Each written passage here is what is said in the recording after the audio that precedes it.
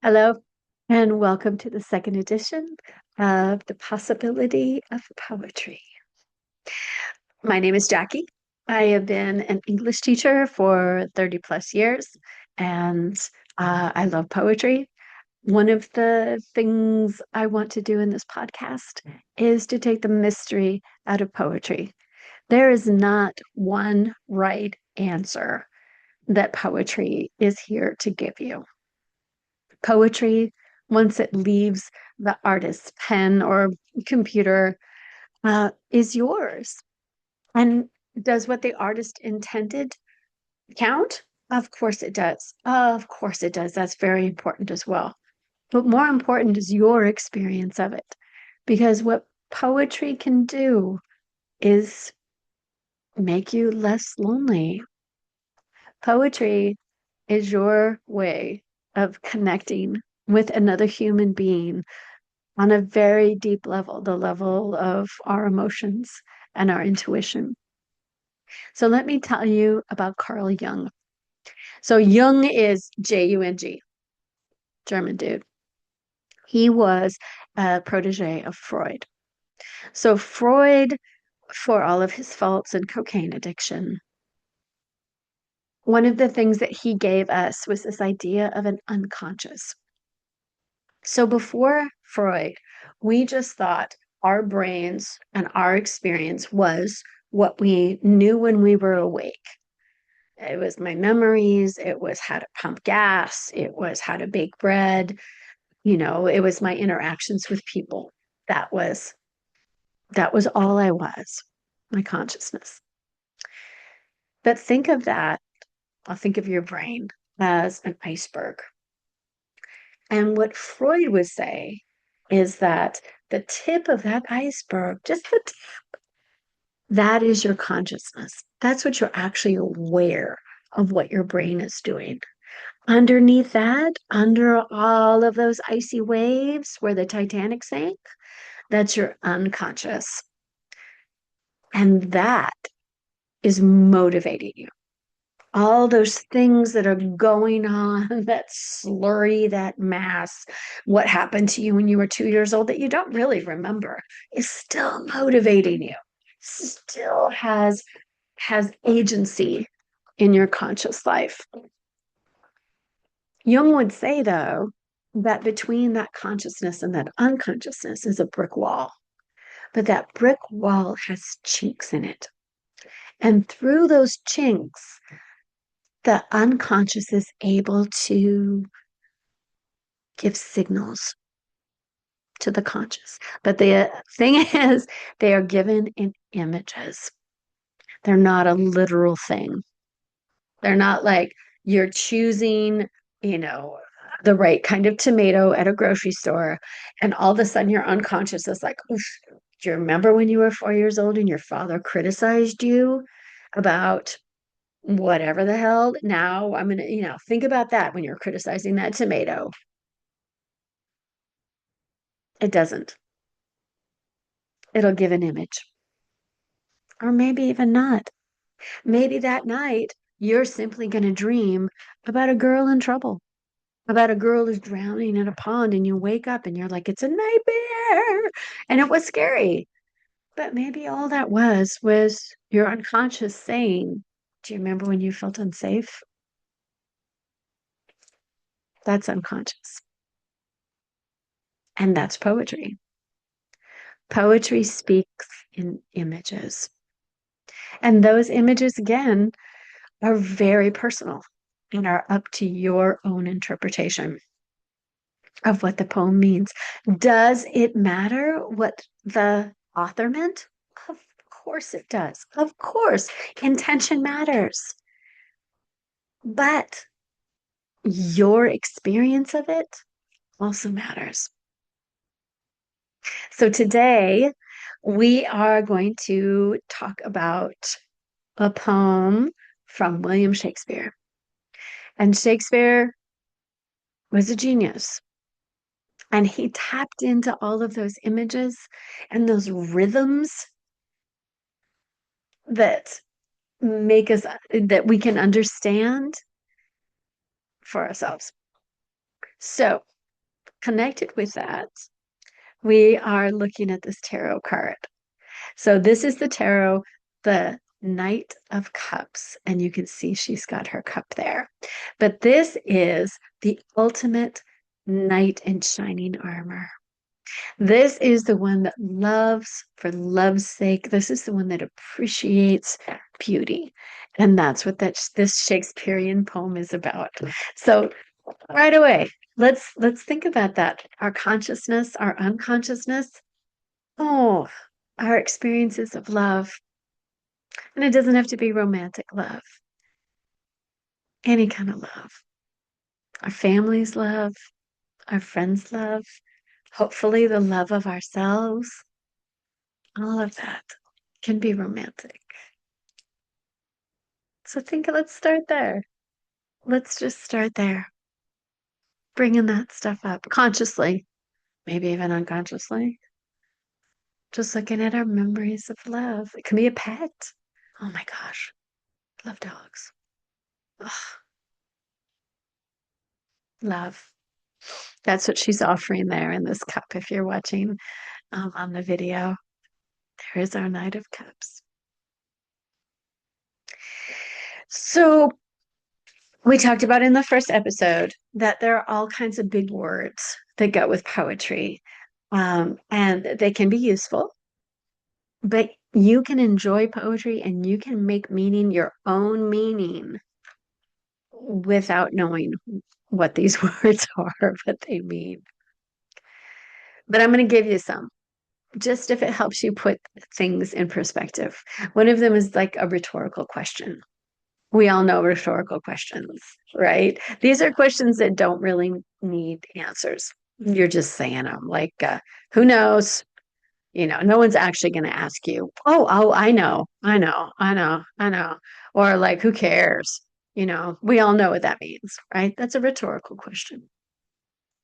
There's also this concept of personification. Personification. And what does it sound like? Person. And that's just it. It is making something not a person, referring to them that way. Why would you do that? Because it makes it closer. I am a person. And so I understand that means to be a person. I can be closer to that concept, to that image, maybe to that Jungian image. All right. So our first poem is, our first and only poem is Shakespearean, and it's called Shall I Compare Thee to a Summer's Day? So what's going to happen is I'm going to read the poem and I want you to just experience it. Don't You don't have to rush to meaning. This means that. You don't have to already go like, oh my God, what is this the thing that's happening? Take 3 steps back. 3 steps back, have a wide view of it, and don't worry about the minutia of what each individual word says. Just think about what you do get out of it, because that's what's important. Your brain is naturally going to sift out what is important. All right. So the first time through, we're just going to listen. We're going to read it again. And then I'm going to give you some suggestions, and you can take them or not. But the whole goal here is that you make your meaning from it. Okay. You ready? You can get all hippy dippy and close your eyes if you want. You can take a deep breath if you want or not.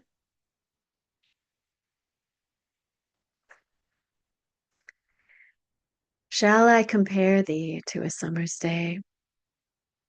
Thou art more lovely and more temperate. Rough winds do shake the darling buds of May, and summer's lease hath all too short a date. Sometimes too hot the eye of heaven shines, and often is his gold complexion dimmed. And every fair from fair sometimes declines by chance of nature's changing course untrimmed. But thy eternal summer shall not fade, nor lose possession of that fair thou owest, nor shall death brag thou wanderest in his shade, when in eternal lines to time thou growest. So long as men can breathe, our eyes can see, so long lives this, and this gives life to thee.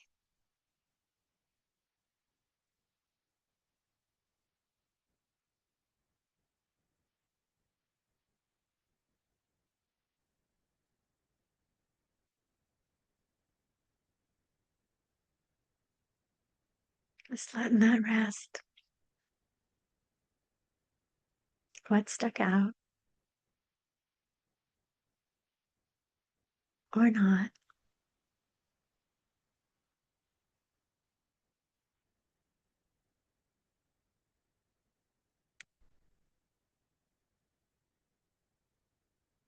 I'm going to read it again.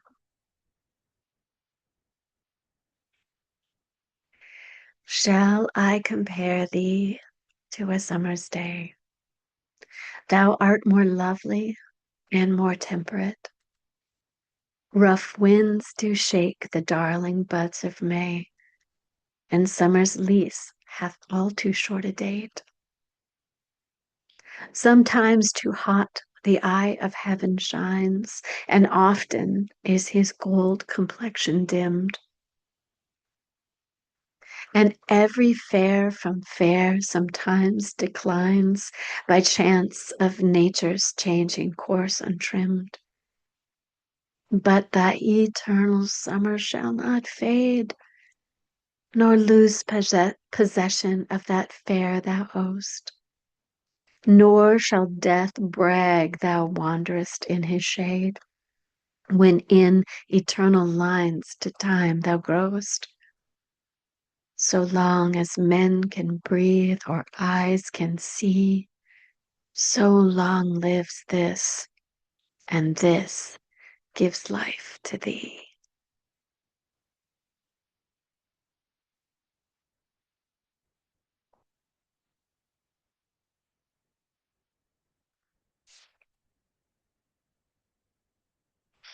There's our beauty. There's our knight in shining armor, who is going to make our beauty eternal. All right. So I'm going to give you a couple of suggestions. I hope something stuck out for you. And if not, that's okay too. So it starts with a rhetorical question. Shall I compare thee to a summer's day? Nobody's answering. It doesn't need to be answered. He's setting us up. Because like, yeah, now he's gonna, right? He doesn't need any permission. Here we go. So summer's day. Let's think about that first. Let's think about those images. Let's let those Jungian images come in. Summer's day. Oh my gosh, I'm thinking of so many wonderful summer's day by the river, by the ocean, by the lake, in my backyard, by the kiddie pool. Oh my gosh, summer's day. But he says, thou art more lovely and more temperate. Here's another big, big fangled poetry word, repetition. We know this word. More, more, more. That's what we know. This woman more, or man, who knows, more lovely, more temperate. Oh, better than a summer's day, is what he's saying. So temperate, we can think about that. We think of temperature, but and it does kind of have something to do with like hot and cold. But in this sense, temperate means mild. If you have temperance, think of it as temperance. If you have temperance, you have balance, you have harmony, right? So he's like, oh, summer's day, more lovely, more balanced, because he's going to go on. Rough winds do shake the darling buds of May. So, like, yeah, here's May, which is kind of spring, kind of summer. Things are blooming, but there's still some storms, right? There's rough winds. And summer's lease, we all know what a lease is, right? You've rented, right? You know what it is to have a lease that starts and ends. But this summer's lease has all too short a date. It's not going to last forever. Summer ends. Ugh, yuck, but it does. And sometimes too hot, the eye of heaven shines. So, eye of heaven, here we go with that image, right? Of course, it means the sun, eye of heaven. But when we see that, what do we think of when we see an eye? Something that's looking at us, something that's taking care of us, something that's overseeing us, or even a negative thing, maybe something that's spying on us. An eye. Sometimes the eye of heaven is too hot. So there you go. Another reason why summer's not great and you're greater. Sometimes summer's too hot. And oft is his gold complexion dimmed.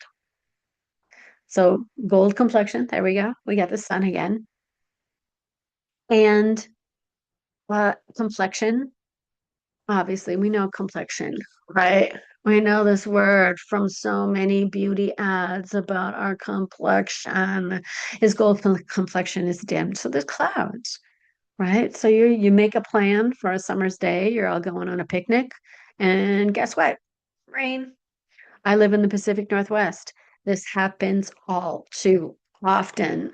You can never count on what the weather is going to be like. So this is why she's better than summer. There's no storms. It's not too hot. The clouds don't come when you're planning a big picnic. So she's better than summer, more lovely, more temperate. And every fair from fair sometimes declines. So, fair by fair, again, we're looking at all these multiple meanings and repetition, fair from fair. So, in this case, we're looking at maybe not fair as in, rides and cotton candy, but to be fair, to be beautiful. So, sometimes beauty declines by nature's changing course untrimmed. So, when you untrim, think about trimming a tree, right? When you take it off and the branches are bare. This happens. You get old, right? Not me, of course, not any way, shape, or form. But yeah, you get old. Things sag. Gravity wins. What are you gonna do? But this is not gonna happen because he says, and here we go. We talked about this last week. But there's that shift. But yet, or it's gonna shift. But thy eternal summer shall not fade. This is why you're so much better than summer. Summers at least have all too short a date, and sometimes it's too hot, and sometimes there's clouds. But your eternal summer in your own beauty, which I would assume is like the beauty of a soul as well as the beauty of a face, nor lose possession of that fair thou owest. You are never going to not have the beauty that you owest, which means to own. You own that beauty. Maybe in Jung's unconscious. There you go. There you go. And then he's got some more personification. So he personified the sun, the eye of heaven, to hot, his gold complexion, right? Making it man, making it a person so I can understand him better. He's going to personify death. Nor shall death brag, thou wanderest in his shade. So we're thinking about the underworld and Hades. I don't know if you ever saw Walt Disney's Hercules. Freaking love that, right? But again, death is a key. I'm like, you're not there. You're not there. You don't get to die because when in an eternal lines to time, So gross because he's writing this poem. That's why death will never come. That's why her beauty will never fade because of this poem. And then he hits it at the end. It's a couplet. And couplet, again, just think about the word couple. It's a couple. It's a couplet. So long as men can breathe or eyes can see, so long lives this poem. This gives life to thee. Ta-da! Shakespeare. Because, well, here we are in 2026, and we're still reading this poem about her beauty. So she's long in the ground, but we still have this. This gives life to thee. Hmm. So there we go. We got our images.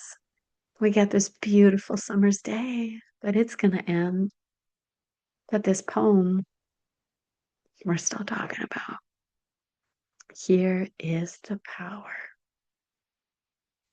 So if you got anything from this poem, from the fact that, woohoo, now you understand Shakespeare. Now you know that there's no mystery to poetry. If you understood or even one line touched you, that's what it's all about. And we're looking at our Knight of Cups right behind me here.